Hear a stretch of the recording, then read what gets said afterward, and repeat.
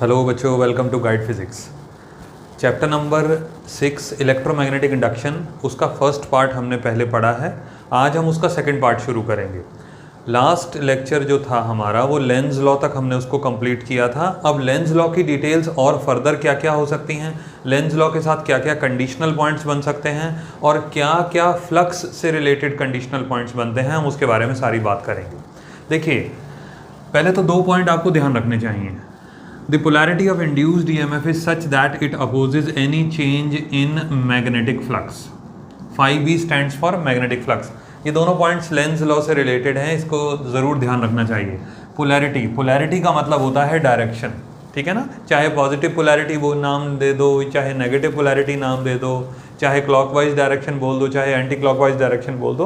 Polarity का relation basically direction से होता है। कोई भी सर्किट आप यूज़ कर रहे हो तो उसको में बेसिकली आप चाहते क्या हो, इंड्यूस करंट या करंट। आउटपुट तो करंट से ही बोलोगे ना। अब क्या, क्योंकि कोई भी अगर आप डिवाइस चलाते हैं उससे, तो वो चलेगा कैसे, जब तक उसमें करंट जाएगा तभी तो वो ऑन होने वाला है, अदरवाइज तो ऑन भी नहीं होगा वो। अब यहाँ पर ना यही चीज़ हमको ध्यान रखनी चाहिए कि हमारा बेसिकली जो कंसर्न है वो है इंड्यूस्ड करंट के साथ। लेकिन इंड्यूस्ड करंट आएगा कब, जब इंड्यूस्ड ईएमएफ होगा, ठीक है। तो इस बात को ज़रूर ध्यान रखना, कंफ्यूज नहीं होना चाहिए। Polarity of induced EMF is such that it opposes any change in magnetic flux. Opposes के लिए आप दूसरा वर्ड यूज़ कर सकते हो, रेजिस्ट। पोलैरिटी या डायरेक्शन ऑफ इंड्यूस्ड, अब समझाने के लिए तो डायरेक्शन ऑफ इंड्यूस्ड करंट बोलना चाहिए, वो ज़्यादा अच्छा रहता है। रिटन स्टेटमेंट भले इंड्यूस्ड ईएमएफ के साथ है, लेकिन आप इंड्यूस्ड करंट के साथ समझोगे तो ज़्यादा अच्छे से समझ पाओगे, क्योंकि करंट के साथ you can say clockwise direction और एंटी क्लॉकवाइज डायरेक्शन। अब कोई भी करंट जो इंड्यूस करंट प्रोड्यूस होती है ना, वो ऑटोमेटिकली नहीं हो जाती है, वो सिर्फ और सिर्फ किसकी वजह से होती है, चेंज इन मैग्नेटिक फ्लक्स की वजह से। और लेंज लॉ क्या कहता है कि कोई भी कॉइल फ्लक्स में चेंज होने देना नहीं चाहती। अगर कोई भी कॉइल के साथ रिलेटेड फ्लक्स होगा, उसको आप चेंज करोगे तो कॉइल उस चीज़ को रेजिस्ट करेगी। ये रेजिस्ट का मतलब अपोज करना, ठीक है। सेकंड पॉइंट क्या होता है, it does not gives the direction of induce current. भाई ये चीज़ और भी है, हम सब में से कई सारे बच्चे ना ये समझ लेते हैं कि भाई लेंज लॉ जो है वो डायरेक्शन ऑफ करंट बताता है। नहीं, वो डायरेक्शन ऑफ करंट कभी भी नहीं बताता। It just provides a method और a way to identify the direction of current. Lenz law सिर्फ एक तरीका आपको बताता है जिसके तहत आप डायरेक्शन ऑफ करंट निकाल सकते हैं। लेंज लॉ अपनी तरफ से नहीं बताता है कि ये डायरेक्शन होगा, वो डायरेक्शन होगा, ठीक है ना। उस लेंज लॉ के द्वारा बताए गए मेथड को आप अप्लाई करते हैं और आपको डायरेक्शन पता चल जाता है। अब आने वाले थोड़े समय में आपको ये सारी चीज़ क्लियर हो जाएगी। देखिए, अब यहाँ पर ना दो तीन बातें हम ध्यान रखते हुए चलते हैं और हम काफ़ी डिटेल से सारी बात आज कवर करेंगे। अब देखिए, जैसे कि एक कॉइल हमने ले लिया, यहाँ पर हम एक मैग्नेट को नज़दीक लेके जाएंगे। जब मैग्नेट को नज़दीक लेके जाएंगे, चाहे नॉर्थ साउथ किस साइड का भी रख लो, वो आपके ऊपर है। मैं यहाँ पे कुछ लाइंस बना देता हूँ और कुछ लाइंस क्या जनरेट करेंगी या क्या दिखाएंगी, फ्लक्स को। अब कॉइल को नज़दीक लेके जाएंगे तो फ्लक्स बढ़ेगा। लेंज लॉ के हिसाब से ये कॉइल क्या करेगी, इसको अपोज करेगी। हम पहले भी ये बात पढ़ चुके हैं, बस एक रिमाइंडर के फॉर्म में जल्दी बता रहा हूँ। कॉइल को आप नज़दीक लेके गए, इसने इसको अपोज करा। जब नज़दीक जाएगा और ऑपोजिशन होगा तो उसके लिए सेम पोल जनरेट हो जाएगा। साउथ नज़दीक जा रहा है तो साउथ जनरेट हो जाएगा, नॉर्थ नज़दीक जा रहा है तो नॉर्थ जनरेट हो जाएगा। साउथ जनरेट यहाँ पर हो रहा है, इसकी वजह से क्लॉकवाइज करंट हो गया, ठीक है ना, क्लॉकवाइज करंट हो गया। अब यही कॉइल अगर आप रिवर्स डायरेक्शन में ले जाओ, दूर लेके जाओगे, फिर अपोजिशन होगा। जब दूर लेके जाओगे या अवे लेके जाओगे तो उसका अपोजिशन कैसे होगा, अट्रैक्शन के साथ। और अट्रैक्शन में साउथ को अट्रैक्ट कौन करेगा, नॉर्थ। यहाँ आ गया नॉर्थ, तो ऑटोमेटिकली कौन सा डायरेक्शन हो गया, एंटी क्लॉक। ये पूरा एक्सपेरिमेंटल सेटअप ये साबित करता है कि इंड्यूस करंट का खुद का कोई डायरेक्शन है ही नहीं। वो तो निर्भर कर रहा है कि मैग्नेट को आप किस दिशा में मूव करा रहे हो, उसके नज़दीक ले जा रहे हो या दूर ले जा रहे हो। उसके तो इंड्यूस करंट का डायरेक्शन तो इस चीज़ पे निर्भर कर रहा है, खुद की तो उसकी कोई पावर है ही नहीं। ऐसे क्वेश्चंस आते हैं, induce current do not possess direction of its own, ठीक है। अब यहाँ पर हम एक चीज़ और बात करते हैं। देखिए, लेंज लॉ से रिलेटेड या मैग्नेटिक फ्लक्स से रिलेटेड बहुत सारे पॉइंट्स हैं। पहली बात तो ये है कि मैग्नेटिक फ्लक्स का जो जनरल फॉर्मूला है that is B dot A. इसको ओपन करते हैं तो बी ए कॉस थीटा ये आ जाता है। यानी कि ये सीधे सीधे सिंबल है, सीधे सीधे इंडिकेशन है कि फ्लक्स डिपेंड कर रहा है मैग्नेटिक फील्ड पे, मैग्नेटिक फ्लक्स डिपेंड कर रहा है एरिया पे, और मैग्नेटिक फ्लक्स डिपेंड कर रहा है थीटा पे। अब मैग्नेटिक फ्लक्स को चेंज करेंगे तभी तो इंड्यूस्ड ईएमएफ आएगा, क्योंकि लेंज लॉ का रोल तो तभी आने वाला है जब मैग्नेटिक फ्लक्स में चेंज होगा। अब मैग्नेटिक फ्लक्स में चेंज कैसे होगा? या तो बी को चेंज करो, या ए को चेंज करो, या थीटा को चेंज करो। अब हम तीनों चीज़ें एक एक करके कवर करते हैं, ठीक है। इलस्ट्रेशन के साथ आपको बताता हूँ। अभी जो इससे पहले हमने जो मैग्नेट और कॉइल के बारे में डिस्कशन करी, उसमें हमने क्या चीज़ चेंज करी? Magnetic field. क्योंकि जब आप मैग्नेट को नज़दीक लेके जा रहे थे तब ऑटोमेटिकली उसका फ्लक्स बढ़ रहा था। मैग्नेट को आप नज़दीक लेके जा रहे थे, ठीक है ना, फ्लक्स बढ़ रहा था। क्यों फ्लक्स बढ़ रहा था? क्योंकि मैग्नेटिक फील्ड का इफेक्ट बदल रहा था। अभी मैग्नेट अगर यहाँ पे रखा है तो एक मैग्नेटिक फील्ड यहाँ पे फिक्स है कि इतना पोर्शन इसका इतना स्ट्रेंथ होगा जो इस कॉइल के ऊपर असर डालेगा। जब आप इस मैग्नेट को नज़दीक लेके जाएंगे तो जाहिर है मैग्नेट किसका सोर्स है? मैग्नेटिक फील्ड का। जब आप मैग्नेट को नज़दीक लेके जाएंगे तो मैग्नेटिक फील्ड का जो इम्पैक्ट है इस कॉइल के ऊपर वो बढ़ जाएगा, जिसकी वजह से फ्लक्स चेंज होगा। तो फ्लक्स यहाँ पर इस केस में चेंज कैसे हो रहा है? मैग्नेटिक फील्ड को चेंज करके। अब हम दूसरा इलस्ट्रेशन कवर करते हैं जिसमें एरिया को चेंज करके आप मैग्नेटिक फ्लक्स में चेंज ला सकते हैं। वो कैसा एग्जाम्पल है देखिए। लेट्स से मैंने यहाँ पर इनवर्ड मैग्नेटिक फील्ड ले लिया। ये मैं एक इनवर्ड मैग्नेटिक फील्ड ले लेता हूँ। मैंने इसमें क्या करा, ये एक ऐसे कॉइल बना दिया, क्लोज्ड एक वायर का ना क्लोज सेक्शन बना दिया, ठीक है ना। जहाँ पे स्टार्टिंग पॉइंट है वहीं एंड पॉइंट है। इरेगुलर शेप मैंने इसको दे दिया। अब थोड़ा सा इसको समझने की कोशिश करिए। मैं यहाँ पे फोर्स लगाता हूँ, मैं यहाँ पे भी फोर्स लगाता हूँ, यहाँ पे भी लगाता हूँ और यहाँ पे भी लगाता हूँ। चारों तरफ से फोर्स लगा रहा हूँ, इसको बाहर की तरफ खींच रहा हूँ, ठीक है ना। जब चारों तरफ से फोर्स लगेगा तो ये कॉइल जो इरेगुलर शेप में था ये करीब करीब सर्कुलर शेप लेने की कोशिश करेगा, ठीक है ना। It will try to gain a circular shape, it will try to follow a circular shape. अब सर्कुलर शेप के लिए ध्यान देने की ज़रूरत है। For a given perimeter circle has maximum area. Circle का मैक्सिमम एरिया होता है किसी भी एक पेरीमीटर के लिए, गिवन पेरीमीटर के लिए। मतलब कोई भी वायर ले लो, कोई भी एक लेंथ ले लो, उसकी वायर बना दो और उसको शेप को इरेगुलर कर दो और बाद में उसको सर्कल कर दो, तो आप देखोगे जो इरेगुलर शेप थी उसका एरिया कम है, सर्कल का एरिया ज़्यादा है। अब जैसे ही हमने चारों तरफ से फोर्स लगाया तो ये सर्कल की शेप लेने लगा, जिसकी वजह से इसका एरिया बढ़ गया। और जब एरिया बढ़ गया तो बताइए फ्लक्स की वैल्यू भी बढ़ गई। इसका मतलब ये एक छोटा सा एक्सपेरिमेंटल सेटअप है जिसके थ्रू हम ये समझ पा रहे हैं कि फ्लक्स में चेंज करना हो तो एरिया को चेंज कर दो। बताइए, ठीक है। अब इसी का रिवर्स प्रोसेस ले लो। मान लेते हैं आपके पास कोई सर्कुलर फ्रेम दिया हुआ है इस तरीके से। अब आप फोर्स अंदर की तरफ लगा रहे हैं, ठीक है, आप अंदर की तरफ फोर्स लगा रहे हैं। जब अंदर की तरफ फोर्स लगा रहे हैं तो आप उसको कॉन्ट्रैक्ट करने की कोशिश कर रहे हैं, तो जो सर्कुलर शेप थी वो बिगड़ जाएगी और इरेगुलर शेप हो जाएगी, जिसकी वजह से एरिया की वैल्यू कम हो जाएगी। और एरिया कम होगा तो ऑटोमेटिकली फ्लक्स की वैल्यू कम हो जाएगी। यहाँ पे मैं आपको बताना चाह रहा हूँ कि फ्लक्स को हम चेंज कैसे कर सकते हैं, बाय चेंजिंग एरिया। या तो एरिया बढ़ा सकते हैं या तो एरिया कम कर सकते हैं। मैंने आपको एक दोनों उसके इलस्ट्रेशन देने की कोशिश करी कि फोर्स लगाया अंदर की तरफ तो ये एरिया हो गया, कॉन्ट्रैक्ट हो गया कॉइल, जिसकी वजह से एरिया रिड्यूस हो गया। एरिया रिड्यूस हुआ तो फ्लक्स भी रिड्यूस हुआ। बाहर की तरफ फोर्स लगाया, ऊपर की तरफ और नीचे की तरफ फोर्स लगाया, ऐसे फैलाया तो इरेगुलर शेप सर्कुलर शेप में बदल गई, जिसकी वजह से एरिया बढ़ गया, तो उसकी वजह से फ्लक्स भी बढ़ गया। अब यहाँ पे अगर लेंज लॉ लगाते हो तो क्या होने वाला है, देखिए। अगर फ्लक्स बढ़ रहा था तो as per Lenz law it should decrease. ठीक है, क्लियर हो गया पॉइंट। अगर फ्लक्स बढ़ रहा था तो as per Lenz law flux should decrease, और फ्लक्स डिक्रीज करने के लिए क्या होगा ये सुनना ज़रूरी है और नोट भी इसको करिएगा। अगर लेंज लॉ ने फ्लक्स को कम करना है, लेंज लॉ ने अगर फ्लक्स को रिड्यूस करना है तो वो ऑपोजिट फील्ड जनरेट करेगा, opposite field will be generated.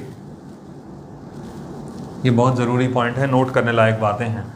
अब यहाँ पर दूसरा केस भी इसको लेते हैं कि अगर फ्लक्स हमारा कम हो रहा है, फ्लक्स हमारा कम हो रहा है, हमने एरिया कम कर दिया, एरिया को कम करा तो फ्लक्स कम हो गया, फ्लक्स कम हो गया तो एज पर लेंज लॉ इसके हिसाब से क्या होना चाहिए, flux should increase.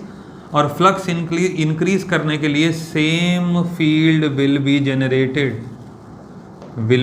Generated, same field. अब यहां पे ये समझना है, अगर पहले मौजूद थी इनवर्ड मैग्नेटिक फील्ड, जैसे कि हमने डायग्रामेटिकल रिप्रेजेंटेशन में आपको दिखाया, अगर पहले से इनवर्ड मैग्नेटिक फील्ड मौजूद है तो सेम फील्ड जनरेट होने का मतलब ये है कि लेंज लॉ की तरफ से भी इनवर्ड फील्ड जनरेट करी जाएगी, उसको सपोर्ट मिलेगा। दोबारा से सुनिए, फ्लक्स की एरिया आपने कम कर दिया, फ्लक्स की वैल्यू कम होने लगी, मैग्नेटिक फ्लक्स कम होने लगा। लेंज लॉ ने इसको अपोज करना है, तो लेंज लॉ फ्लक्स को बढ़ाने की कोशिश करेगा, बढ़ाने के लिए वो सेम फील्ड जनरेट करेगा। तो अगर आपके पास पहले से इनवर्ड फील्ड मौजूद है तो लेंज लॉ दोबारा से अपनी तरफ से भी इनवर्ड मैग्नेटिक फील्ड देगा, अपनी तरफ से भी इनवर्ड मैग्नेटिक फील्ड देगा, यानी कि साउथ पोल, यानी कि क्लॉकवाइज डायरेक्शन। अब ये सारी बातें अगर तो आपको पता है कि भाई साउथ पोल कैसे मैं बोल रहा हूँ इनवर्ड के साथ, और क्लॉकवाइज में कैसे बोल रहा हूँ, अगर पता है तो बहुत अच्छा, नहीं पता है तो समझ लो दोबारा से। अगर इनवर्ड मैग्नेटिक फील्ड है तो उसको लिखते हैं क्रॉस से, इनवर्ड, ठीक है, इनवर्ड मैग्नेटिक फील्ड को लिखते हैं क्रॉस से, और इसका मतलब होता है साउथ पोल, और इसका मतलब होता है क्लॉकवाइज डायरेक्शन। ये तीन चीज़ें याद रखना। इसको रिवर्स कर दो, अगर यहाँ डॉट लगाओगे तो आउटवर्ड मैग्नेटिक फील्ड, जिसकी वजह से नॉर्थ का मतलब हो गया एंटी क्लॉकवाइज डायरेक्शन। ठीक है, वीडियो को पॉज करके ये दोनों पॉइंट नोट कर लो। अब मैं आपको दूसरा केस भी समझा रहा हूँ। मैंने यहाँ पे लिखा था कि एरिया आपने बढ़ा दिया तो फ्लक्स की वैल्यू बढ़ गई। लेंज लॉ की वजह से फ्लक्स क्या होना चाहिए, कम होना चाहिए। अगर लेंज लॉ ने फ्लक्स को कम करना है तो वो ऑपोजिट फील्ड जनरेट करेगा। पहले से अगर क्रॉस मौजूद है तो लेंज लॉ क्या करेगा, डॉट जनरेट कर देगा। डॉट का मतलब नॉर्थ पोल, नॉर्थ पोल का मतलब एंटी क्लॉकवाइज करंट। तो जब भी आप इसके क्वेश्चंस करेंगे ना तो उसमें इस तरीके का रिजेम्बलेंस आएगा, आपको दिखाई देगा कहीं पे एरिया कम किया जा रहा है, कहीं पे एरिया बढ़ाया जा रहा है। उससे आपको आइडिया लगेगा कि फ्लक्स की वैल्यू बढ़ रही है या कम हो रही है। उसके बाद आपको आइडिया लगाना है कि लेंज लॉ जब लगेगा तो इसमें क्या करेगा लेंज लॉ, फ्लक्स को अगर कम करना है लेंज लॉ ने, अगर फ्लक्स को कम करना है तो ऑपोजिट फील्ड जनरेट कर दो, जो पहले से मौजूद है उसका उल्टा। और अगर लेंज लॉ ने फ्लक्स को बढ़ाना है तो वही फील्ड जनरेट कर दो जो पहले से मौजूद है। ठीक है, तो ये ध्यान रखिएगा कि एरिया के साथ भी फ्लक्स चेंज होता है। यहाँ पर मैं आपको एक चीज़ और बताना चाहता हूँ कि एरिया के साथ एक दूसरा कंसेप्ट जुड़ा हुआ है जिसको बोलते हैं मोशनल ईएमएफ। मोशनल ईएमएफ, ठीक है, इमोशनल वर्ड होता है ना, उसमें से ई हटा दो तो मोशनल ईएमएफ बन जाता है। अब ये तो खैर मजाक है। मोशनल ईएमएफ का मतलब किससे रिलेटेड है, मोशन से रिलेटेड है। अब आप कहेंगे कि हम तो एरिया की बात कर रहे थे तो मोशन कहाँ से आ गया यहाँ पे, अभी बताता हूँ आपको, ये चीज़ भी क्लियर हो जाएगी। बड़ा अच्छा इलस्ट्रेशन है ये भी, ये देखिए यहाँ पर ना ये दो वायर्स रखे हैं, इनको रेल्स भी बोलते हैं। ठीक है, दो वायर्स रखे हैं, यहाँ से ये दोनों कनेक्टेड हैं और ये ऊपर ना एक स्लाइडर रखा हुआ है। ये रोलर भी बोल सकते हो आप, इसको स्लाइडर भी बोल सकते हो, स्लाइडर और रोलर। ठीक है, ये जो रॉड है ये वाला, ठीक है, और ये जो दो वायर्स हैं इनको आप वायर लेंथ भी बोल सकते हो, वायर्स और रेल्स ऐसा भी बोल सकते हो। ठीक है, क्लियर हो गया। अब ये इसके जो जिस रीजन में ये रखा हुआ है सारा सेटअप, यहाँ पर ना इनवर्ड फील्ड मैग्नेटिक फील्ड मौजूद है, इनवर्ड मैग्नेटिक फील्ड मौजूद है। अब हम इसके ऊपर यहाँ फोर्स लगा रहे हैं, यहाँ पर इस डायरेक्शन में फोर्स लगा रहे हैं बाहर की तरफ, ये बाहर ले जा रहे हैं हम इसको, और बाहर ले जा रहे हैं। जब फोर्स लगाएंगे तो जाहिर है ये स्लाइडर उधर जाएगा, स्लाइडर उस तरफ जाएगा तो उसकी कोई ना कोई वेलोसिटी भी होगी, तो वो वेलोसिटी हो गई v। ठीक है, नोट डाउन आप कर सकते हैं। We are applying some force F on the outward direction and the slider is moving with velocity v. Now, अब मान लेते हैं ये डिस्टेंस है x, ये वाला यहाँ से लेकर के यहाँ तक जो लेंथ है ना ये x है, और ये जो स्लाइडर है इसकी लेंथ हमको दे रखी है l। अब थोड़े से टाइम पीरियड के लिए इसको अगर मैं स्लाइडर को अवे लेके जाऊँगा तो कुछ एरिया चेंज हो जाएगा, क्योंकि जो एरिया कवर हो रहा है वो ये वाला है।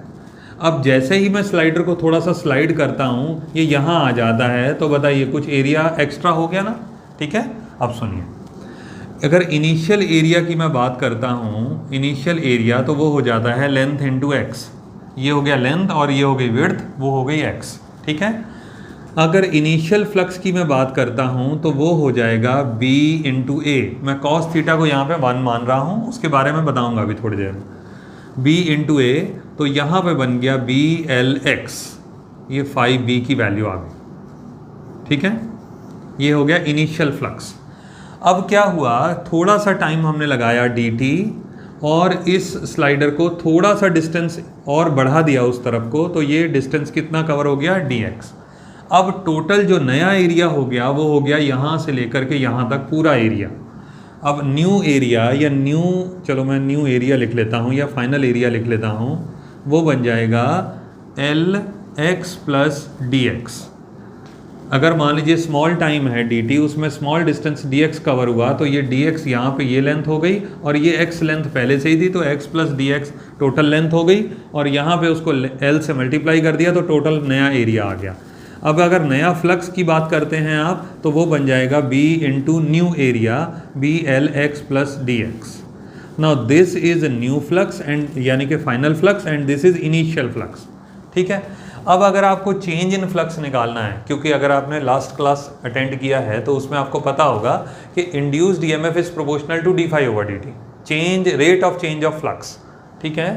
तो हम इसको यहाँ लिख लेते हैं, induced EMF is proportional to d phi over d T.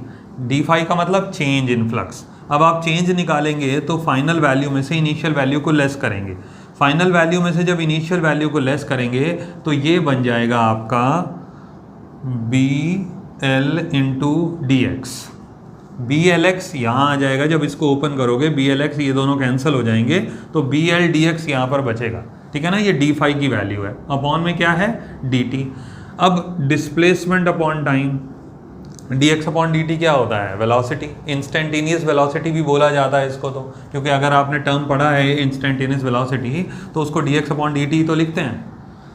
तो इंड्यूस्ड ईएमएफ की वैल्यू जो बनी वो क्या बनी, BLV। अब प्रोपोर्शनल हटाएंगे तो कोई कांस्टेंट लगेगा, थोड़ी देर के लिए हम उसको कांस्टेंट को 1 मान लेते हैं। तो लेंज लॉ के साथ अप्लाई करते हुए, फैराडे लॉ क्या था, d phi over d t, Lenz की वजह से क्या लगा, E equal to minus d phi over d t, ठीक है। ये ध्यान रखने की बात है, ये भूलना नहीं चाहिए। फैराडे लॉ है d phi over d t is proportional to d phi over d t, और लेंस के मुताबिक लगाया जाता है माइनस साइन। तो अगर प्रोपोर्शनैलिटी कांस्टेंट 1 ले लेते हो तो माइनस का BLV, ये हमारे पास एक रिजल्ट आया due to the change in area. तो this is known as motional EMF. उसकी वजह क्या है, मोशनल ईएमएफ में जैसे मैंने शुरू में बताया था, it is related to motion. जब आप स्लाइडर को दूसरी तरफ मूव करा रहे हो, चाहे इनसाइड मूव करा लो, कोई हर्ज नहीं है, लेकिन हम एक डायरेक्शन मान के चल रहे हैं कि हमने एक जगह उसको मूव कराया। जब आपने स्लाइडर को मूव कराया तो उसकी वजह से एरिया चेंज हुआ, एरिया चेंज हुआ तो फ्लक्स में चेंज आया, फ्लक्स में चेंज आया तो इंड्यूस्ड ईएमएफ आ गया।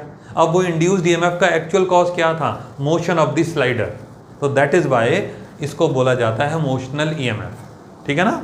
ये भूलना नहीं चाहिए, इसको दोबारा सुन लो एक बारी। क्या हुआ कि स्लाइडर को हमने, नोट्स में अगर आप लिखना चाहते हो तो इसको स्लाइडर को हमने मूव कराया, स्लाइडर मूव कराने की वजह से एरिया में चेंज आया, और जब एरिया में चेंज आया तो उसकी वजह से फ्लक्स में चेंज आया, और जब फ्लक्स में चेंज आया तो उसकी वजह से ईएमएफ इंड्यूस हो गया। तो ईएमएफ इंड्यूस होने का जो मेन कारण क्या था, वो था movement of slider, motion of slider. That is why this EMF is also known as motional EMF, ठीक है। अच्छा, अब इसमें एक चीज़ और आ जाती है, मोशनल ईएमएफ के साथ अगर आप करंट निकालना चाहते हैं तो करंट होता है generally as per Ohm's law voltage divided by resistance. अब यहाँ पर अगर आपका मैग्नीट्यूड लेते हो, करंट की मैग्नीट्यूड कैलकुलेट करनी है तो ईएमएफ का भी मैग्नीट्यूड ले लो, तो मैग्नीट्यूड में माइनस साइन लगाने की ज़रूरत नहीं है, तो BLV डिवाइडेड बाय R, ये आपका करंट का फॉर्मूला भी बन जाता है। तो मोशनल ईएमएफ आपको अच्छे से समझ आ गया, और मोशनल ईएमएफ में रिलेटेड चीज़ क्या है, change in flux due to the change in area. तो यहाँ पर ना ये मोशनल ईएमएफ समझ के अंडरस्टैंड करने के बाद हमको 2 चीज़ें पता चलती हैं कि मोशन की वजह से ईएमएफ कैसे प्रोड्यूस हो रहा है, और उसके साथ एक चीज़ ये भी क्लियर होती है कि एरिया में बदलाव होने की वजह से फ्लक्स कैसे चेंज हुआ। अब यहाँ पर तीसरा कंसेप्ट क्या रह गया कि फ्लक्स में चेंज होना with the change in angle. ये चीज़ ना एडिशनली पढ़ने से बेटर है या सेपरेटली पढ़ने से बेटर है कि हम ऑल्टरनेटिंग जनरेटर की बात करें, AC generator, alternating current generator की बात करें। जब आप एसी जनरेटर पढ़ेंगे ना तो आपको अपने आप ये चीज़ क्लियर हो जाएगी कि ये थीटा चेंज होने की वजह से फ्लक्स में चेंज कैसे आता है, मैग्नेटिक फ्लक्स में चेंज कैसे आता है। सबसे अच्छा तरीका है, इस थर्ड केस को स्टडी करने का सबसे अच्छा तरीका है हम एसी जनरेटर को पढ़ें। एसी जनरेटर में एक चीज़ जो मैं पहले से बता दूं, इस एंगल को चेंज होने को ना ओरिएंटेशन में चेंज होना भी बोलते हैं। Change in flux due to the change in orientation of the coil, ठीक है। इसका मतलब है कि फाई बी में चेंज आ रहा है थीटा की वजह से। Change in magnetic flux due to the change in orientation of the coil, orientation का वर्ड भी जोड़ा जा सकता है। तो जब हम एसी जनरेटर पढ़ेंगे ना तो हम ये सारी चीज़ कवर कर लेंगे, आपको बहुत अच्छे से ये क्लियर हो जाएगा। अभी आपको मोशनल ईएमएफ अच्छे से समझ आ गया, फ्लक्स के 3 मेथड जिन तरीके से फ्लक्स चेंज किया जा सकता है वो समझ में आ गया, और लेंज लॉ की आपको बारीकी से सारी बात समझ आ गई होगी। एक इलस्ट्रेशन भी जो मैंने आपको बताया था उसको भी क्वेश्चन फॉर्म में आप समझ सकते हैं, नोट डाउन ज़रूर करके रखना चाहिए। अब यहाँ पे ना मैं आपको एक चीज़ बताना चाहता हूँ। देखिए, एक इलस्ट्रेशन है, आप ऐसे कह सकते हैं, या क्वेश्चन है या एग्जाम्पल है, जो मर्जी आप इसको कह लो। यहाँ पे ये कौन सी फील्ड मौजूद है, इनवर्ड मैग्नेटिक फील्ड। अभी मैं क्या कर रहा हूँ, इसको ना ये कॉइल मैंने ले लिया इस तरीके से और मैं इस कॉइल को अंदर लेके आ रहा हूँ। बड़ा अच्छा केस है ये, ABCD, इस कॉइल को हमने इस तरीके से नेमिंग कर दी। अब मैं इसको अंदर लेके आ रहा हूँ, ये फोर्स है और मैं इसको अंदर लेके आ रहा हूँ, अंदर की तरफ, ठीक है ना। मैग्नेटिक फील्ड के अंदर कौन सी मैग्नेटिक फील्ड है, ये इनवर्ड मैग्नेटिक फील्ड। अब आप देखिए कि ये इसमें से अगर हम क्रॉस की बात करें, अगर हम एक सिंपल लैंग्वेज में बात करें तो सिर्फ एक ही क्रॉस तो पास हो रहा है। इसका मतलब मैग्नेटिक फ्लक्स की वैल्यू इसकी 1 है। न्यूमरल वैल्यू एक असाइन कर देते हैं थोड़ी देर के लिए। इसको ऐसे डायरेक्टली लिखना नहीं चाहिए, सिर्फ अंडरस्टैंडिंग कंसेप्ट हो जाए, यानी कि आपको समझ में आ जाए, इसलिए ऐसा बता रहा हूँ। हमने एक क्रॉस को एक लाइन मान लिया और हमने बोला कि नंबर ऑफ फ्लक्स का जो वैल्यू है वो number of magnetic field lines के बराबर है, यानी कि 1, फ्लक्स की वैल्यू 1, लेट्स सी। अब जैसे ही मैं इसको अंदर लेके आऊँगा, बताइए इसमें से और ज़्यादा क्रॉस पास होंगे तो फ्लक्स की वैल्यू बढ़ेगी, फ्लक्स की वैल्यू बढ़ेगी। अब लेंज लॉ क्या करेगा? क्वेश्चन यहाँ पर बहुत सारे बन सकते हैं कि क्या इसके अंदर इंड्यूस्ड ईएमएफ होगा, पहला क्वेश्चन। सेकंड क्वेश्चन, क्या इसके अंदर इंड्यूस करंट होगा, और अगर इंड्यूस करंट होगा तो उसका डायरेक्शन कौन सा होगा। तो हम दोनों बातों के ऊपर बात करते हैं, दोनों बातों के ऊपर डिस्कशन करते हैं। हमने इस पर फोर्स लगाया और ये कॉइल अंदर को आने लगा। पहले फ्लक्स इसका 1 था, अब जैसे ही ये कॉइल अंदर को आने लगा इसकी फ्लक्स की वैल्यू बढ़ेगी, क्योंकि ये अंदर बिल्कुल मैग्नेटिक फील्ड के अंदर जाने की कोशिश कर रहा है। अब मैग्नेटिक फ्लक्स की वैल्यू बढ़ेगी तो एज पर लेंज लॉ क्या होना चाहिए, इस मैग्नेटिक फ्लक्स को कम होना चाहिए, क्योंकि लेंज लॉ का जो कंसेप्ट है वो कहता है कि इसके अंदर जो चेंज आ रहा है ना, हम उसको रेजिस्ट करना चाहते हैं, हम उसको अपोज करना चाहते हैं, तो फ्लक्स की वैल्यू वो कम करने की कोशिश करेगा।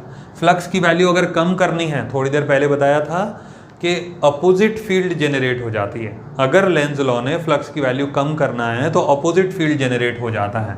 अपोजिट फील्ड का मतलब यहाँ हो गया अपोजिट मैग्नेटिक फील्ड, यानी कि डॉट।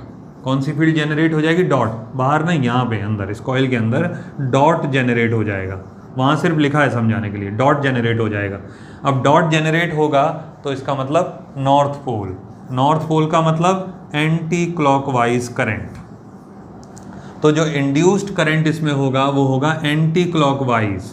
एंटी क्लॉकवाइज का मतलब ABCDA, एंटी क्लॉकवाइज करंट। पहला क्वेश्चन था हमारा, क्या इसके अंदर इंड्यूस्ड ईएमएफ होगा? यस, होगा इंड्यूस्ड ईएमएफ। क्यों? क्योंकि फ्लक्स में चेंज आ रहा है। तो छोटी सी बात तो ये याद रखो कि अगर फ्लक्स में चेंज आ रहा है तो इंड्यूस्ड ईएमएफ तो होगा ही होगा। अब दूसरा क्वेश्चन था कि क्या इंड्यूस करंट होगा? यस, वो भी होगा, क्योंकि कॉइल क्लोज्ड है। अगर ये कॉइल बीच में से ऐसे कर देते, हम ओपन कर देते, ठीक है ना, बीच में से कनेक्टिविटी तोड़ देते, तो इंड्यूस करंट कभी नहीं आएगा, सिर्फ इंड्यूस्ड ईएमएफ रह जाएगा।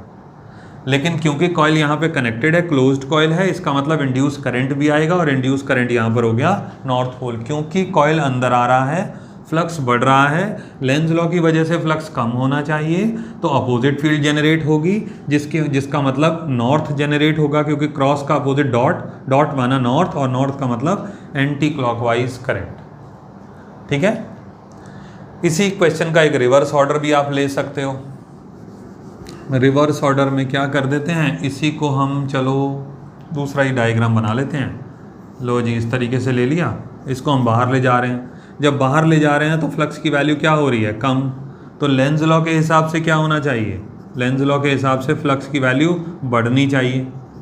इस फ्लक्स की वैल्यू बढ़नी चाहिए। फ्लक्स बढ़ाने के लिए कौन सी फील्ड जनरेट करेगा, सेम फील्ड जनरेट करेगा। सेम फील्ड कौन सी होगी, क्रॉस, क्योंकि पहले से क्रॉस मौजूद है। क्रॉस का मतलब साउथ पोल, साउथ पोल का मतलब क्लॉकवाइज करंट। तो यहाँ पर आप एरो इस तरीके से दिखाएंगे, ठीक है ना। ईएमएफ तो आना ही आना है, इंड्यूस करंट तभी आएगा जब सर्किट हमारा पूरा क्लोज होगा। अब हम बात करते हैं Lenz law and conservation of energy की। अब यहाँ पे कहाँ से ये बात एराइज होके आ गई कि लेंज लॉ और कंजर्वेशन ऑफ एनर्जी का मेल होना चाहिए। तो यहाँ पर आप एक बात समझो, हम हर बार बात कर रहे हैं कॉइल की, और कॉइल के अंदर इंड्यूस्ड करंट की, ठीक है। इंड्यूस्ड करंट या इंड्यूस्ड ईएमएफ की बात कर लो। इंड्यूस्ड करंट को समझोगे तो ज़्यादा अच्छे से समझ में आ जाएगा। हम हर बार एक कॉइल की बात कर रहे हैं और हम इसमें कह रहे हैं कि भाई इंड्यूस्ड करंट है, कहीं ना कहीं इसमें इंड्यूस्ड करंट है। अब इंड्यूस्ड करंट आ रहा है, वो कहाँ से आ रहा है, हमारे पास सिर्फ एक ही लॉजिक है कि भाई d∅/dt जब हो रहा है उसकी वजह से इंड्यूस्ड ईएमएफ हो रहा है और उसकी वजह से फर्दर इंड्यूस्ड करंट आ रहा है। हम तो बार बार एक ही बात कर रहे हैं। लेकिन अगर गहराई से सोचा जाए कि इंड्यूस्ड करंट का मतलब we are talking about electrical energy, और law of conservation of energy क्या कहता है, अगर आप law of conservation of energy की बात करते हैं तो वो क्या कहता है, conservation of energy, energy can neither be created nor be destroyed, it can only be transformed from one form to the other. एक फॉर्म से दूसरे फॉर्म में एनर्जी को आप बदल सकते हो, बस इतना तो कर सकते हो, ना तो क्रिएट कर सकते हो ना तो डिस्ट्रॉय कर सकते हो, एक रूप से दूसरे रूप में बदल सकते हो एनर्जी को। अब अगर इंड्यूस्ड करंट आ रहा है तो करंट का मतलब we are concerned about electrical energy, और इलेक्ट्रिकल एनर्जी अगर आ रही है तो कोई ना कोई दूसरी एनर्जी की फॉर्म से ही तो वो कन्वर्ट होके आ रही है। तो वो दूसरी एनर्जी कौन सी है, उसी के बारे में हम आज बात करते हैं इस टॉपिक में। अब ये टॉपिक इंपॉर्टेंट भी क्यों हो जाता है, क्योंकि law of conservation of energy violate नहीं होना चाहिए। कोई भी कंसेप्ट हो, कोई भी लॉ हो, किसी भी चीज़ की अगर आप बात करें, अगर उसमें कहीं ना कहीं एनर्जी का रोल है तो उसको law of conservation of energy को फॉलो करना ही पड़ेगा। अब देखिए आप यहाँ पर आप एक मैग्नेट को नज़दीक लेके जाते हैं, जो हमने अभी तक पढ़ा है मैं उसी को रिलेट करूँगा इसके साथ। आप एक मैग्नेट को नज़दीक लेके जाते हैं, जब आप एक मैग्नेट को नज़दीक लेके जाते हैं तो उसका फ्लक्स चेंज होने लगता है, कॉइल का फ्लक्स चेंज होने लगता है, या आप यूं कह सकते हैं कि flux linked with the coil changes, ठीक है ना। अब जब फ्लक्स का चेंज होने लगता है, क्योंकि ये मैग्नेट नज़दीक आई तभी फ्लक्स चेंज हुआ, और जब मैग्नेट नज़दीक आई इसका मतलब we are performing some mechanical work,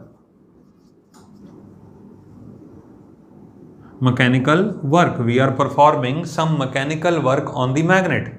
अगर मैग्नेट को मैं स्टिल रखता हूं, मैं कॉइल को ही आगे पीछे मूव करा रहा हूं, तो इसका मतलब I am doing some mechanical work, ठीक है ना।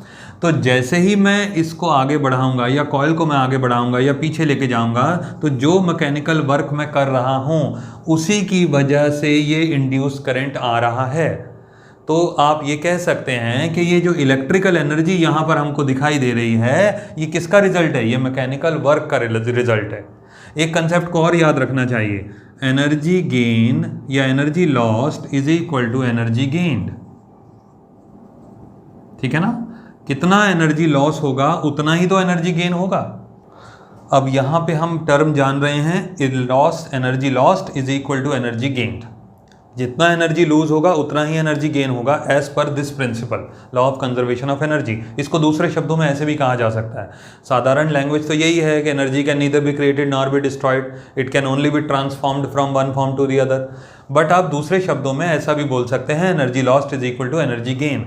हाँ, ये बात अलग है कि एनर्जी लूज जो करेगा वो कोई दूसरी बॉडी होगी और एनर्जी गेन जो करेगा वो कोई दूसरी बॉडी होगी, और जनरली वो दोनों बॉडीज एक ही सिस्टम में लाई करते हैं।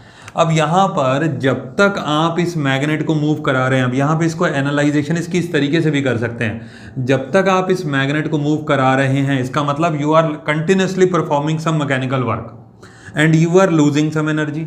you are performing some mechanical work, ultimately you are losing some energy and that energy is gained in the form of electrical energy, या that loss of energy gets converted into electrical energy। लेकिन शर्त क्या है, जब तक आप magnet को move करा रहे हैं, जब तक आप एक चीज परफॉर्म कर रहे हैं दूसरी एनर्जी भी साथ में क्रिएट होती चली जा रही, कन्वर्ट होती चली जा रही है। एक लॉस दूसरे का गेन, एक का लॉस दूसरे का गेन। लेकिन यहां पर एक चीज और ध्यान रखनी है, आपने थोड़ी देर के बाद ले जाकर के मैग्नेट को रोक दिया, ये ए पॉइंट है, ये बी पॉइंट है, यहां पर आपने मैग्नेट को रोक दिया लेट से। अब हम ये भी बात जानते हैं कि जैसे ही मैग्नेट रुक जाएगा तो फ्लक्स में जो चेंज है वो होना बंद हो जाएगा, फ्लक्स तो कांस्टेंट हो गई। अब फ्लक्स में जब चेंज होना बंद हो जाएगा तो इंड्यूस करंट भी खत्म हो जाएगा, तो इलेक्ट्रिकल एनर्जी भी खत्म हो गई। तो यहाँ पर हम दूसरे शब्दों में क्या कह सकते हैं कि जैसे ही हमने मैग्नेट को यहाँ ला के रोका, यानी कि हमने मैकेनिकल वर्क करना बंद कर दिया, इलेक्ट्रिकल एनर्जी भी बंद हो गई, जो करंट हमारा प्रोड्यूस हो रहा था वो भी खत्म होने लग गया। तो इससे ये और बात क्लियर हो जाती है कि ये वाली एनर्जी भी तभी तक रह रही है जब तक यहाँ पर वर्क परफॉर्म हो रहा है। जैसे जैसे वर्क कम होता जाएगा या जैसे जैसे हमारी ये पूरी ओवरऑल मूवमेंट बंद होती चली जाएगी, यहाँ पर भी जो डिफ्लेक्शन है वो भी कम होता चला जाएगा। गैल्वेनोमीटर का नीडल जीरो है, सेंटर में है तो करंट जीरो, और ऐसे है तो देयर इज सम करंट। अब जैसे जैसे आप मैग्नेट को नज़दीक लेके आ रहे हैं और उसको रोकने लग जाएंगे, उसकी स्पीड कम करने लग जाएंगे, अल्टीमेटली आप देखेंगे कि गैल्वेनोमीटर का नीडल भी जीरो की तरफ माइग्रेट कर रहा है। अब जैसे ही मैग्नेट यहाँ के रुकी, तुरंत गैल्वेनोमीटर का नीडल भी सेंटर में आ गया। गैल्वेनोमीटर आप यहाँ पे कनेक्ट कर सकते हैं, ठीक है ना, गैल्वेनोमीटर को आप यहाँ पे कनेक्ट कर सकते हैं, ये भी सेंटर में आ गया ऑटोमेटिकली। क्लियर है? अब ये एक पूरा सिनारियो था जिससे ये पता चलता है कि Lenz law follows law of conservation of energy. ठीक है, अब इससे जो पिछला भी हमने थोड़ी देर पहले पढ़ा कि फ्लक्स में जो चेंज होता है एरिया की वजह से, उसको मैं थोड़ा सा आपको ना और इलेबोरेट कर देता हूँ। अब ये सारी चीज़ें ना आपस में रिलेटेड हैं। अब देखिए, एक ना ऑल्टरनेटर एक डिवाइस होता है, कोई ऑल्टरनेटर बोलता है, कोई ऑल्टरनेटर बोलता है, जिस तरीके से मर्जी उसे डिफाइन कर दो, बट क्या होता है उसमें ना इंड्यूस्ड ईएमएफ की ही बात है या इंड्यूस करंट की बात है। इंड्यूस्ड ईएमएफ तो हर हाल में आएगा ही, जब तक फ्लक्स में चेंज बना रहेगा, डी फाई की वैल्यू जब तक रहेगी या d phi over d t की वैल्यू जब तक रहेगी, तब तक इंड्यूस्ड ईएमएफ तो रहेगा ही। ऐसे एक कॉइल ले लिया जाता है इस तरीके से, कई सारे टर्न्स हो सकते हैं। यहाँ पर एक हम गैल्वेनोमीटर कनेक्ट कर देते हैं, इस तरीके से हमने एक गैल्वेनोमीटर को कनेक्ट कर दिया। यहाँ पे इसमें हम मल्टीपल टर्न्स ले सकते हैं, ठीक है ना। एक टर्मिनल और दूसरे टर्मिनल के साथ ये गैल्वेनोमीटर लगा दिया, मतलब अगर एक वायर आप लेते हो, उसको लपेटते चले जाते हो, ऐसे लपेटते चले जाते हो, राउंड टर्न्स देते ही चले जाते हो, तो उसके दो एंड तो होंगे ना। तो एक एंड के साथ गैल्वेनोमीटर का एक टर्मिनल कनेक्ट कर दो, दूसरे के साथ गैल्वेनोमीटर का दूसरा टर्मिनल कनेक्ट कर दो। यहाँ पे ना इसमें बीच में कोई ऐसे सपोर्टिंग हैंडल होता है जिसमें एक मैग्नेट को लगा दिया जाता है ऐसे करके। ये एक मैग्नेट रख दिया हमने, ठीक है। अब क्या होता है, इस मैग्नेट को ना इस तरीके से रोटेट कराते हैं ऐसे करके, ये देखिए ऐसे, ये देखिए रोटेशन आप समझ रहे हैं, ऐसे करके ये देखिए रोटेट करा, फिर ये इधर आ गया, फिर ये ऐसे रोटेट करा, फिर ये इधर आ गया, फिर ये ऐसे रोटेट करा। अब ये जब बार बार रोटेट करती ना अपनी लोकेशन पे ही, अपनी पोजीशन पे ही है। ये एक्चुअली बताना इसलिए ज़रूरी है क्योंकि कई सारे बच्चे ये सोच लेते हैं कि मैग्नेट का मोशन केवल इस तरीके से ही हो सकता है या कॉइल का मोशन ऐसे ऐसे ही हो सकता है। कई सारे बच्चे यही सोच लेते हैं, ऐसा ही नहीं है हर जगह। अब यहाँ पर आप देखो कि कॉइल की पोजीशन भी वही है, मैग्नेट की पोजीशन भी वही है। अब हम मैग्नेट को ना लीनियर मोशन शो नहीं करा रहे हैं उसका, हम मैग्नेट को रोटेट करा रहे हैं, यानी कि उसका रोटेशनल मोशन चल रहा है। अब जब रोटेशनल मोशन चलेगा ना तो automatically the flux linked with this coil will change. यहाँ पर जाहिर है, अगर आप इसको थोड़ा सा इमेजिन करो, थोड़ा सा मैं आपको और एलेबोरेट करता हूँ। चलो यहाँ देखो, ये कॉइल है, इस तरीके से रखा हुआ, ये इनवर्ट मैग्नेटिक फील्ड है। एरिया वेक्टर कहाँ है, चाहे आप इस तरफ को ले लो, जो ये फ्रंट फेस आपको दिखाई दे रहा है उसका एरिया वेक्टर ऐसे आ रहा है, जो इसका बैक साइड फेस होगा उसका एरिया वेक्टर उस तरफ को जा रहा होगा, यहाँ पे ऐसे जा रहा होगा। ये एक कॉइल है अगर मेरे हाथ में, इसका एरिया वेक्टर इस तरफ आ रहा है और बैक साइड का एरिया वेक्टर पीछे जा रहा है, ठीक है। तो अगर इसका बैक साइड का एरिया वेक्टर पीछे जा रहा है, मैग्नेटिक फील्ड भी पीछे जा रही है, तो इसका मतलब मैग्नेटिक फील्ड और एरिया वेक्टर पैरेलल हो गए, और पैरेलल हो गए तो थीटा की वैल्यू कितनी हो गई 0 डिग्री और cos 0 की वैल्यू 1। ठीक है, इस तरीके से जनरली ऐसे केसेस में ना थीटा की वैल्यू 0 ले ली जाती है। ठीक है, ये ध्यान रखें, theta is the angle between area vector and magnetic field. Now ये चीज़ बिल्कुल भी गलती ना करें, भूलने, इसको कभी भी भूलना नहीं चाहिए कि हम कभी यहाँ पे ये मैग्नेटिक फील्ड, हमने मार्कर को मैग्नेटिक फील्ड समझो और मेरे हाथ को कॉइल समझो। गलती से भी नहीं होना चाहिए कि एंगल 90 डिग्री है ना, ये जो मैग्नेटिक फील्ड है एरिया वेक्टर के पैरेलल है, क्योंकि एरिया वेक्टर भी परपेंडिकुलर होता है सरफेस के, तो दोनों के बीच में एंगल बनेगा 0, 90 को कंसिडर ना करें। अब यहाँ पर भी आप देखो छोटा सा केस है कि मैग्नेट की पोजीशन भी वही है, कॉइल का एरिया भी लगभग वही है। अब इसमें बदल क्या रहा है, मैंने आपको अभी थोड़ी देर पहले बताया था ना कि एसी जनरेटर हमको पढ़ना पड़ेगा, तब हम थीटा को समझ पाएंगे। उसका एक सिंप्लीफाइड फॉर्मेट में आपको बता रहा हूँ। अब जैसे ये मैग्नेट गोल गोल घूमेगा या रोटेट करेगा तो बार बार एरिया भी वही है, मैग्नेटिक फील्ड भी वही है, क्या चेंज हो रही है बार बार, theta, angle between magnetic field and area vector, ये बार बार चेंज हो रहा है। और जब ये बार बार चेंज हो रहा है तो अल्टीमेटली फ्लक्स भी बार बार चेंज हो रहा है। अगर एसी जनरेटर नहीं पढ़ना है या अभी नहीं पढ़ा है तो उसका एक सिंप्लीफाइड फॉर्मेट है कि हम ये डायग्राम समझ लें, जिससे कि हमको पता चल जाता है कि मैग्नेटिक फ्लक्स में चेंज आता है थीटा की वजह से। यहाँ पे एक सपोर्ट हैंडल आप समझ सकते हैं जिसके ऊपर मैग्नेट को रखा है, मैग्नेट ऐसे रोटेट कर रहा है, इस तरीके से रोटेट कर रहा है ऐसे करके। ठीक है, अब जब रोटेट करेगा तो जाहिर है हर बार थीटा की वैल्यू बदलेगी, जिसकी वजह से फ्लक्स बदलेगा और अल्टीमेटली इंड्यूस्ड ईएमएफ आ जाएगा। अब क्योंकि सर्किट क्लोज है तो गैल्वेनोमीटर की नीडल भी डिफ्लेक्शन शो करेगी। और एक बात, यहाँ पर आप देखिए नॉर्थ और साउथ है, अगर रोटेट कर जाएगा मैग्नेट, दूसरी साइड रोटेट कर गया तो यहाँ क्या हो जाएगा साउथ और यहाँ हो जाएगा नॉर्थ, तो डायरेक्शन बदल गई ना। तो यहाँ पर आप देखेंगे कि इंड्यूस्ड ईएमएफ की डायरेक्शन बार बार बदलेगी, जिससे इंड्यूस्ड करंट की डायरेक्शन बार बार बदलेगी। डायरेक्शन विल चेंज, कभी क्लॉकवाइज कभी एंटी क्लॉकवाइज, कभी क्लॉकवाइज कभी एंटी क्लॉकवाइज। तो गैल्वेनोमीटर का नीडल कभी ऐसे जाएगा, कभी ऐसे, कभी ऐसे, कभी ऐसे, कभी ऐसे, कभी ऐसे। ठीक है ना, करंट जाएगा और वो बार बार बदलेगा। और बार बार ये जो पोलैरिटी बदलती है ना करंट की, इसको बोलते हैं ऑल्टरनेटिंग करंट। तो आप यहाँ पर एक तरीके से ये भी समझ सकते हैं कि ये जो करंट हमारा प्रोड्यूस हो रहा है, it is quite alternating in nature. ठीक है, होपफुली आपको सारा लेक्चर समझ आ गया होगा। इसमें हमने काफ़ी सारी बातें करी, मैग्नेटिक फ्लक्स की तो पूरी डिटेल ही इसमें ओपन करी है, किस तरीके से चेंज कर सकते हैं, क्या उनका क्राइटेरिया होगा, क्या उनके फॉर्मेट होंगे, क्या उनका कंडीशन होगा। ठीक है ना, लेंस लॉ की थोड़ी सी डिटेल हमने और फर्दर आपको क्लैरिफाई करने की कोशिश करी, मोशनल ईएमएफ आपको समझाया। होपफुली आपको क्लास सारी समझ आ गई होगी। नेक्स्ट क्लास में मिलते हैं, थैंक यू।